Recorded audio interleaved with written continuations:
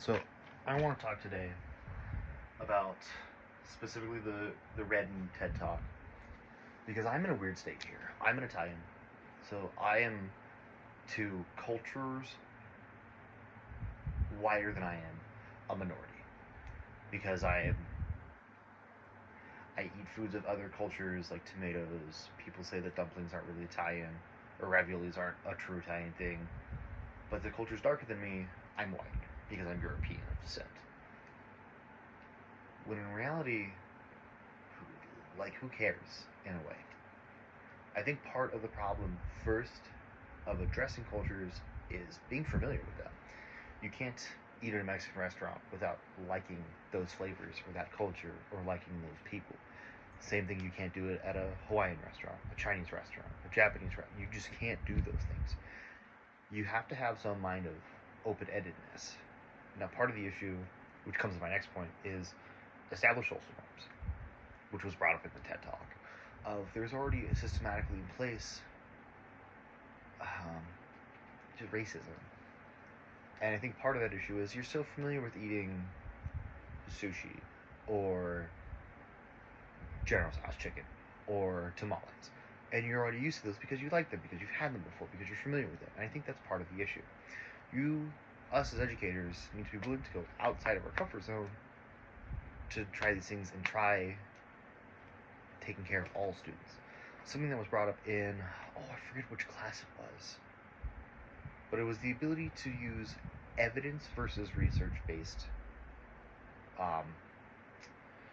It's escaping me. But the idea of, here's what's worked in the past, we're going to try this, or here's an example of what we can try, let's try this. And those are the two examples. And so I think that most of us need to be able to try new things. And I think the food analogy is perfect of, you might not like food from X culture, but if you try it, you might like it, and then you go further down. And I think that's just something us as educators should do. We should be willing to expand into more cultures. The next point was there's a color blindness to race. It's a teacher that goes, I don't see any race. Well, and this is kind of brought up in the TED Talk, maybe you should. Maybe you should be aware of what's going on in the other cultures that you teach. You should be aware of the fact that your African students that are refugees because there's a war going on in their country, or your Syrian students had to leave because their houses were bombed in the civil war that's been going on for 8 years now. Your Korean students might not know they were born in North Korea, but their family escaped and risked it. You might not know any of these things. You shouldn't assume any of these things. There's a term about assuming. I don't want to say it because this is for school.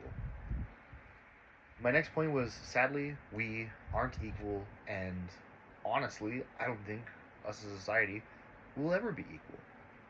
And this is an issue within America because we slap whatever cultures behind American. The thing is, if we just looked at American as being a status instead of being a nationality, your individual life changes. You go, my neighbor isn't African American, my neighbor is African, and they do things differently. They don't have to be African American, or my neighbor's Jewish American.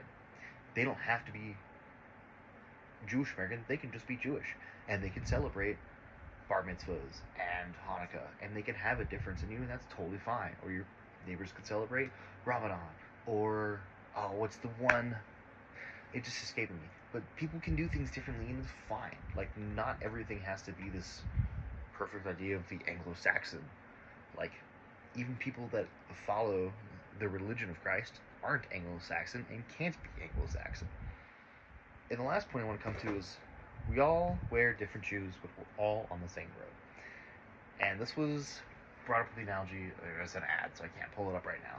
But the analogy of a student comes ready for their educational journey, knowing what's ahead of them. Some students come with worn out shoes that are tired. Some come with no shoes, and some come with shoes without laces that is hard to go into. And us as teachers need to be able to shoe the children, tie them up, get them set. That's frankly how you need to look at it. As honestly, bluntly as I can. You need to be able to do it.